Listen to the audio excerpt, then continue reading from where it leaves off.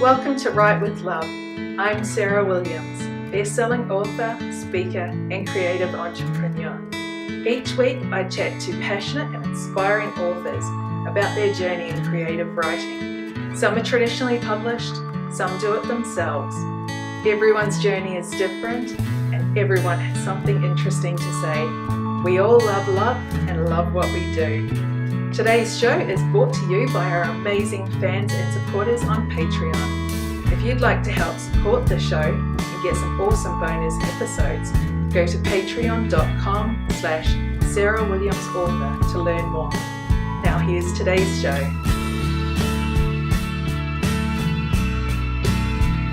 Okay.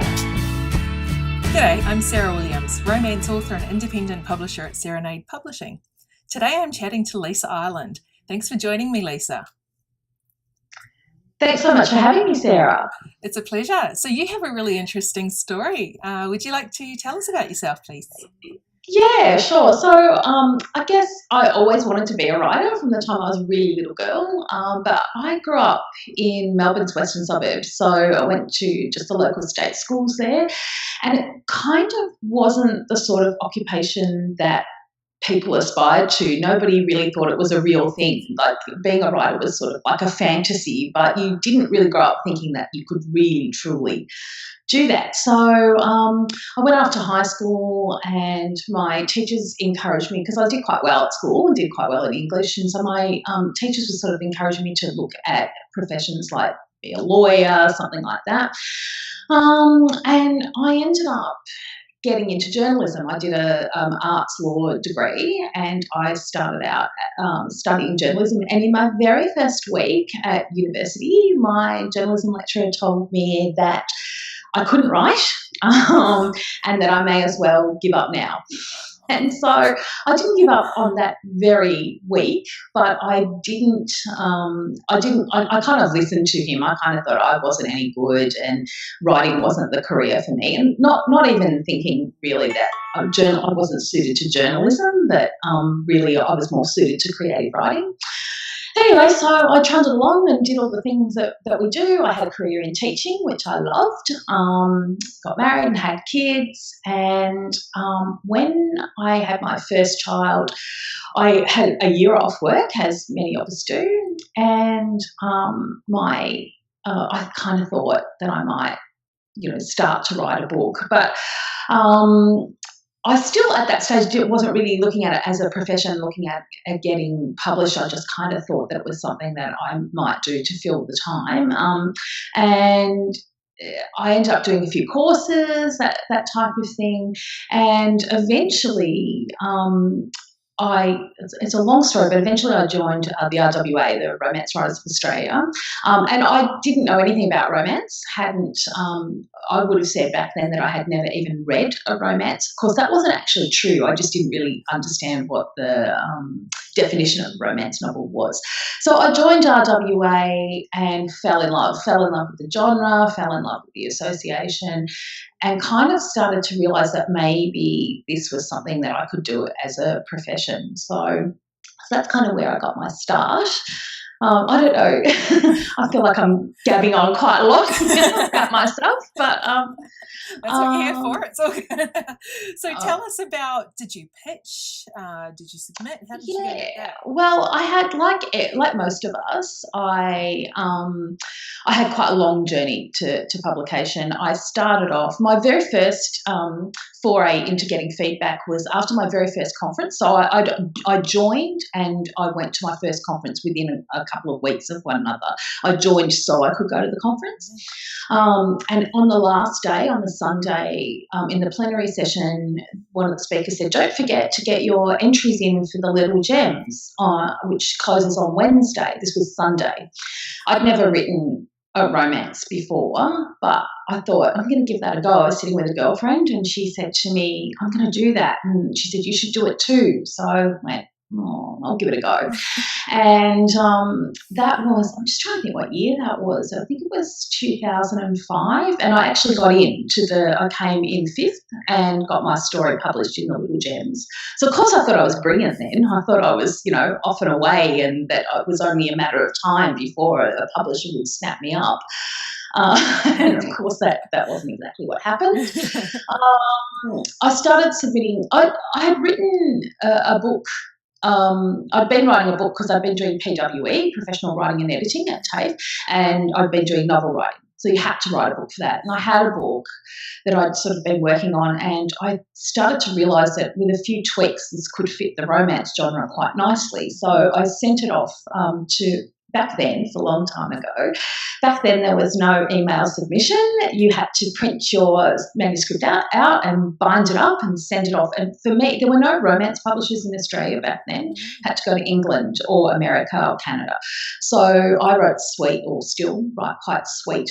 Well, actually, maybe not so much in the women's fiction, but my romances are quite reasonably tame. And so I was pitched into one of the sweeter lines, and that came out of England at the time, and sent off back then the process, and I'm sort of out of the way of what happens with category novels now, but back then the process was that you didn't need an agent. You sent off a partial 3 chapters and just a query letter. And so they requested my full. We worked on that manuscript for quite some time, back and forth with an editor, and in the end it was rejected. So I thought I was home and hosed, but it didn't turn out to be the case. So by the time it was rejected, they said to me, "Oh, Lisa, we've got, can you send us something else?" And I did have something else by that stage. I'd been working on something else for another year, so I sent them that. And ultimately, what happened was the editor that was I was working with left, and I went right back to zero. So I'd been working with her and then didn't hear from her for a while, and then realised she'd left, was told by somebody else, and then it was ultimately not picked up. And I was a bit, I don't know, depressed, I suppose, about that. And I didn't submit for a while. I kind of had a period of not writing. I kind of thought, what am I doing? This is, it's a fool's game. It's too hard. And so I had a period of not writing, and then I don't know what prompted this, but I went off to RWAs, which I don't think they have anymore, but 5DI, which is 5-day intensive. So that was at Griffith University in Queensland. So I did that.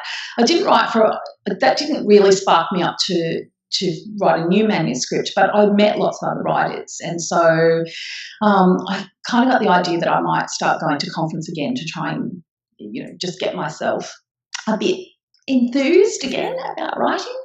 And when I went to the conference in 2013, Escape Publishing had just opened its doors. It had been going for, I don't know, maybe 9 months or so. I can't remember, but not a really long time. So I pitched that first book, the one that I'd worked on with the Mills and Boon editor. I pitched that to Kate Cuthbert, and I'd had to rejig it a bit to make it a bit more modern, because when I first wrote it, we didn't have, Facebook wasn't even a thing. So, I modernised it a bit, and then pitched to Kate, and Kate said yes, is the short story. But she also had said to me that she thought it was suitable for Harlequin Mirror's print program, but it was a bit short. So from there, I was an escape author, but my next book I deliberately wrote longer so that if Harlequin Mirror was interested in it, it would fit the word count. So for those of you who are interested, the first one was 60,000 words, and that wasn't considered long enough.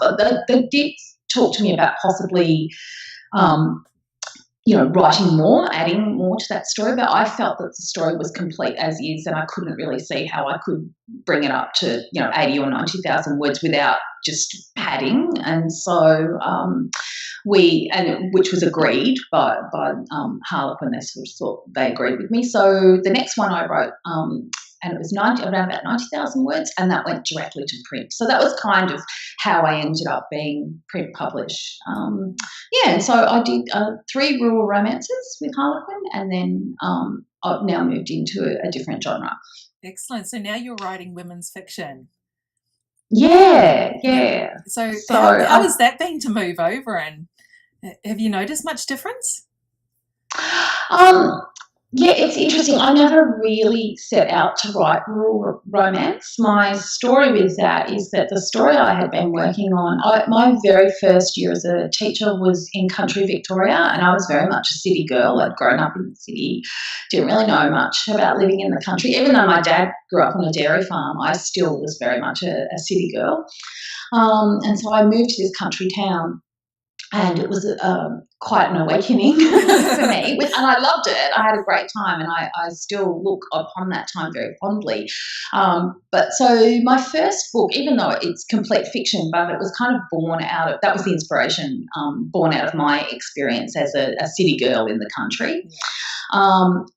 And back when I very first wrote it, there wasn't a genre called rural romance. I mean, maybe Rachel Treasure was writing that kind of stuff, but there wasn't a whole carved out genre specifically called rural romance. So I didn't know I was writing a rural romance, and it didn't get published, as I explained before, until many years later. And by that time, I think that was my catalyst, actually. When Rachel Johns' Jilted got published, I went, I've got a story like that sitting in my drawer, and that was the catalyst for me to pitch it to Kate Cuthbert in Fremantle.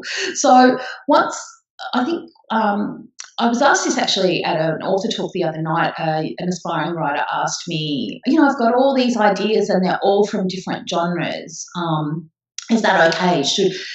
Can I explore all these different genres? And I sort of said to her, well, yeah, you can do anything you like, but to be commercially successful in Australia, which is a very small market, my advice to authors would be to pick the genre that you love and establish yourself in that genre first. So I think for me, I didn't really understand that initially, and so I wrote 3 rural romances and had all of which were bestsellers. All of which, did really, really well. But my next story, it wasn't that I deliberately planned to move away from rurals. It was just that the next story that came to me was not a rural and it was not a romance. And so I just wrote that and I sold it, which is great, but I've now moved into a completely different market, and which has been quite challenging, to be honest. So, and it also means, one of the things that I'm finding challenging is that if I have a rural idea, really now I've moved into the women's fiction market, and the readers that I've picked up there are not necessarily going to follow me back to rural. So it is tricky. So I think some people do manage to do it quite successfully, but they've usually built up a massive following before they switch genres. So but anyway, so at least for the time being, I'm writing women's fiction. Excellent. So your 2 women's fiction have been The Shape of Us and The Art of Friendship. And The Art of Friendship, of course, is the latest, which has only just come out recently. So these 2, they're not with Harlequin, are they? They're with Pan Macmillan. Yeah, they're with Pan Macmillan. So did you have to resubmit and go through that process again? I did. How that sort of came about, it was just because it was not a rural. Look, it's quite complex, the whole contract thing. Like I didn't have an agent for my first 3 books, so I was kind of just happy for anyone to take me, to be honest. And so you kind of are a bit naive and sign things. Not that there was anything wrong with the contracts that I did sign; they were fine. But I had to give Harlequin the first look at my next book in anything that was rural, but that was not the case if I wrote outside that genre. So basically what I did, I submitted to widely. I submitted all over again, did that whole query process, yada, yada, the whole, right back like I was a beginning writer. And the most appropriate offer I felt came from Pan Macmillan, and the reason was, it wasn't that I wanted to move away from Harlequin, because I loved Harlequin and would have been happy to keep publishing with them forever. It was just a simple matter of Hayley Nash was at Pan Macmillan and she fell in love with my book, and that's very intoxicating when somebody loves your book. So I really it was more about wanting to work with her rather than anything other aspect of the contract. So, and Pat Macmillan are a publisher that do sort of focus a bit more on women's fiction rather than romance. But, obviously staying with Harlequin would have been a good option too. I was just fortunate that I had an option. Yeah. So absolutely. And Haitley Nash is out on her own now. Has she become your agent or anything like that? Yes, she has actually. It's really quite a funny story because she bought. I didn't have an agent when I sold to Pam Macmillan, so I sold to her as my publisher, and then she left, and then became my agent. So it's quite funny. We've had this kind of quite weird sort of relationship where the books that she now represents me for. I actually sold to her in the first place. So the good thing about that is that she knows the books very well, and I know she likes them. She bought them. So so that's kind of been an interesting thing. But I was actually Hayley's first client. So and she's an awesome agent. I'm very happy to be working with her. Excellent. So The Art of Friendship. Tell us about your story. What's the plot line, and where did you come up with it? It's about two childhood friends, so little girls that grew up together. They first met when they were 11. Then they grew up as neighbours and were best friends, and have seen each other through pretty much everything that best friends do, breakups and first kisses and all that kind of thing. But they haven't lived in the same town. So they grew up in Melbourne's outer western suburbs, but now have both moved further afield. Now Kit lives in she does live in Melbourne still, but more in the inner west, and Libby lives in Sydney. But they've both lived all over the world in the interim. So the story takes place in the year of their 40th birthday. They've, as I said, been living apart for a really long time since their university days. So the last time they were together geographically was when they were at university, but they've kept in touch, and Kit is Libby's child's godmother. They spend every Christmas Day together, so they're still really, really close, but they haven't lived in the same town for 20 years. And at the beginning of the book, Libby's husband gets a job in Melbourne, and the family moves back to Melbourne, where they're 10 minutes away from Kit, and the two women are just ecstatic that they're going to be back together again. But very quickly after the move, cracks start to form in the relationship, and I kind of want to explore that idea. There's several ideas, but one of the ideas is that maybe the friends that you choose in childhood might, if you met them today as they are right now, would you choose them all over again? And of course, sometimes the answer is yes, but sometimes the answer might be no. So there was that question that I was looking at. The other thing is that the image that we present to the world online, so because they've kept in touch via email, via text, by phone call as well, but they're not physically in each other's presence. So I wanted to explore that idea that we don't always show the world exactly who we really are, that, we present our best side or our happiest side to the world, and there can be things going on under the surface that no one sees, not even maybe the people that think they're our very best friends. So there was that, and there's a few other themes running through the book, themes of motherhood. One woman is childless, and the other one has a 14 or 15-year-old son.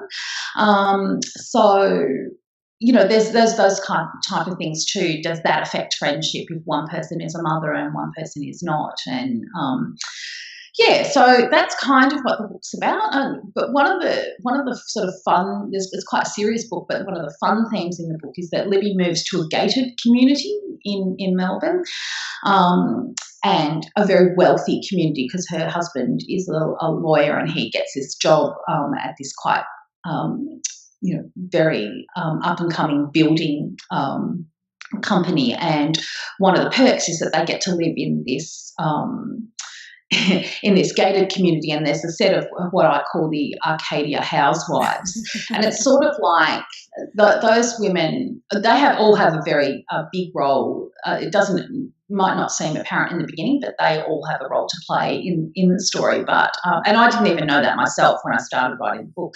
But how I pitched it to Pam Macmillan, I think I said it was Stepford Wives meets I don't know how she does it.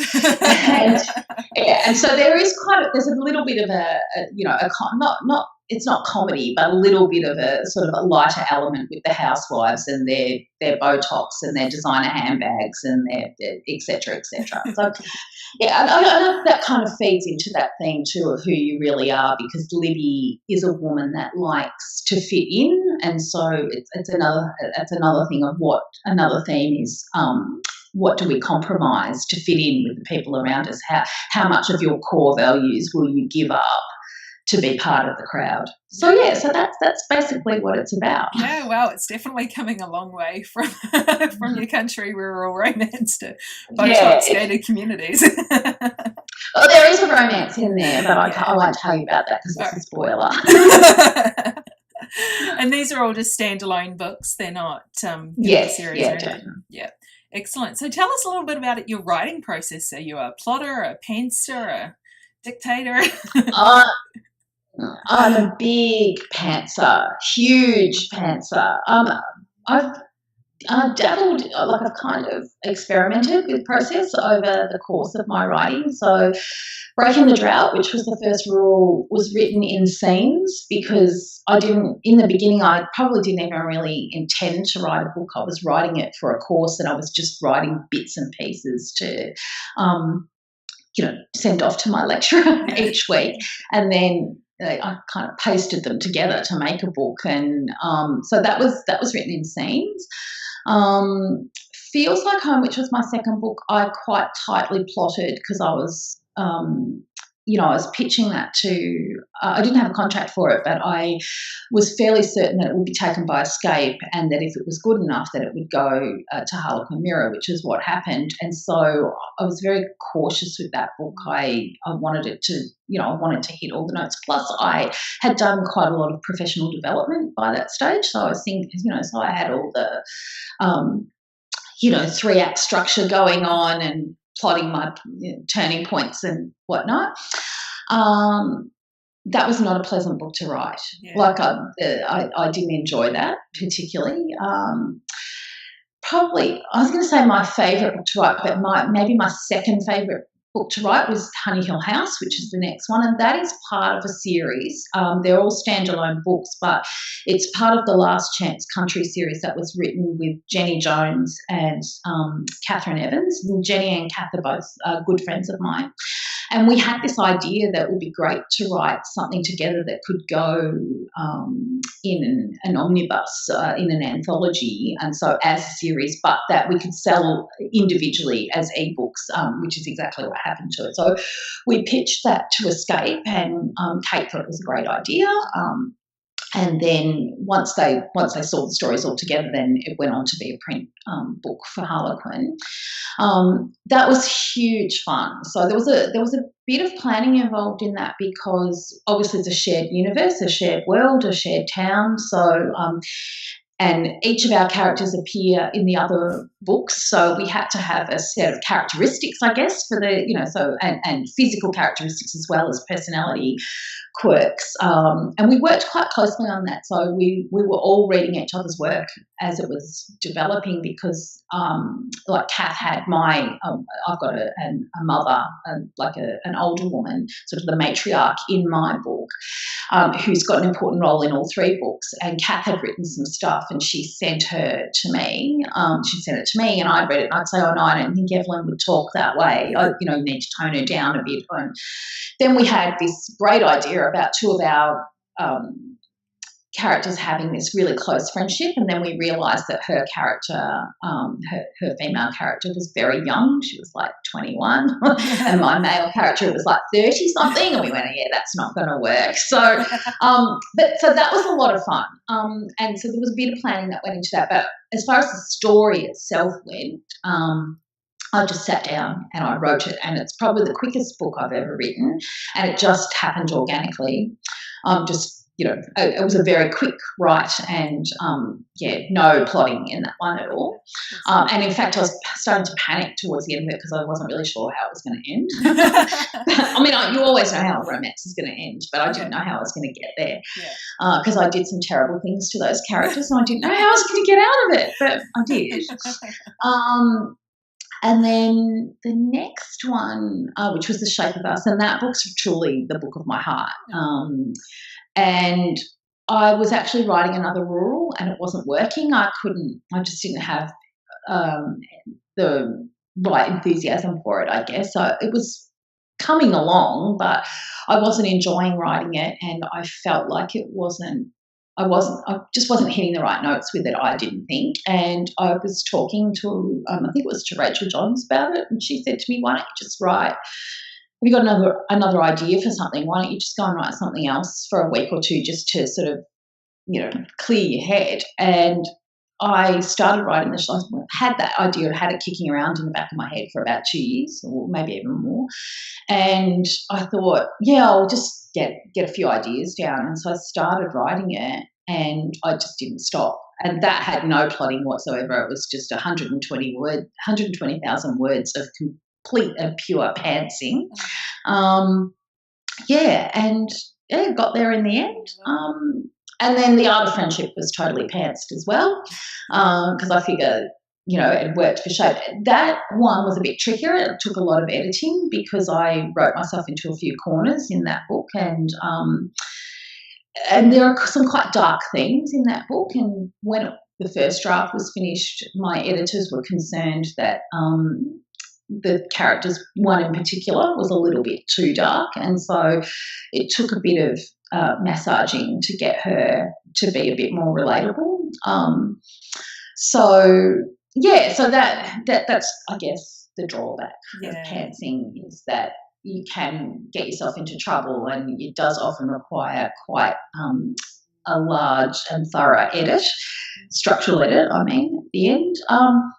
And so for this one, because of what happened with The Art of Friendship, I'm writing a book at the moment titled Pieces of Me, just working title. And I'm very good friends with Sally Hepworth, and she, who is another Australian women's fiction author, an internationally published author, and she's had lots of success and she's a huge, huge plotter. So she sort of had we were talking about process, and so I kind of decided that I was going to give this plotting paper a go.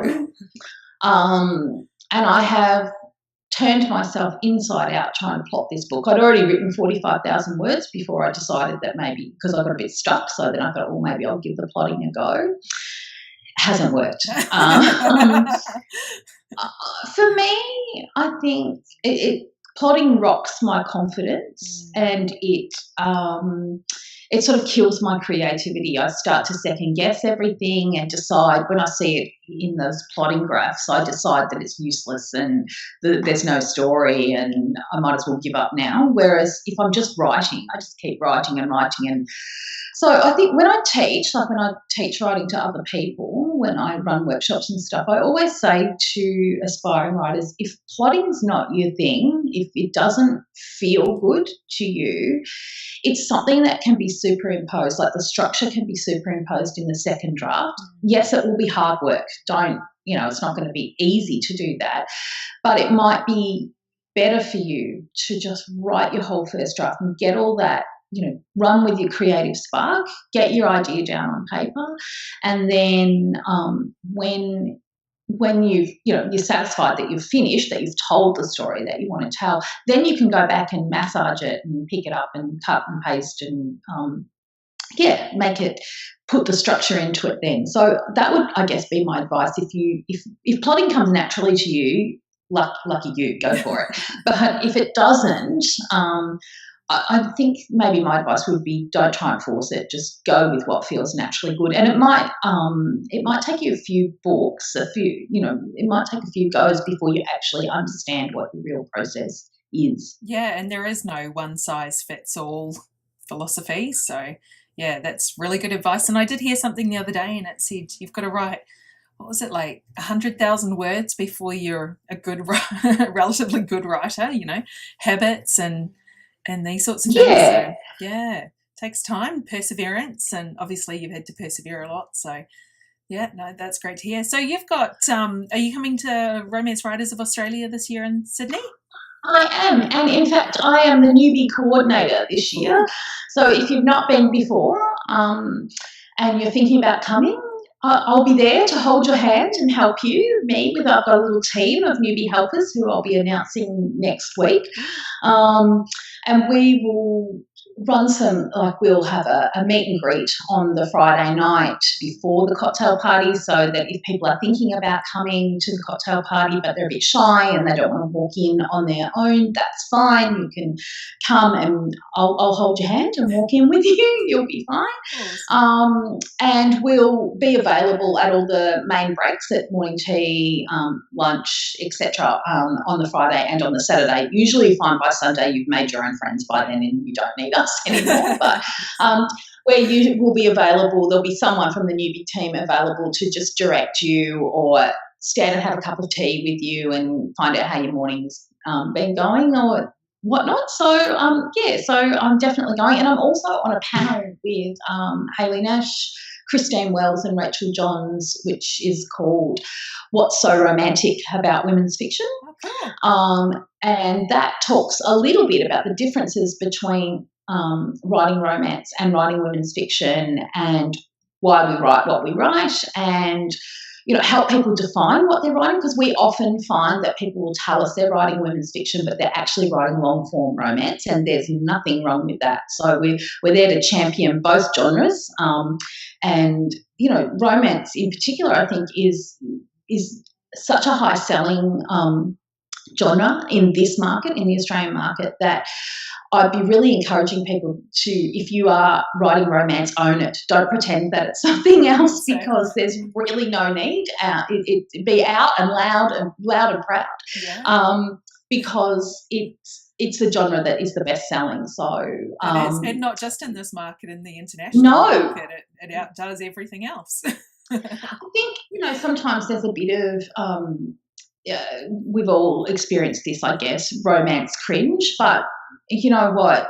There shouldn't be, because good writing is good writing, no matter what genre, whether it's romance, whether it's women's fiction, whether it's crime, or whether it's literary fiction. Good writing is still good writing, and there's a huge market for romance. So I just think a lot of people are cutting themselves out of markets by branding themselves women's fiction when their book actually isn't women's fiction. It does fall under the bigger umbrella of women's fiction, but what we're kind of trying to get people to see is that if you've got a strong romance theme, then maybe you're better to market it as romance primarily rather than women's fiction.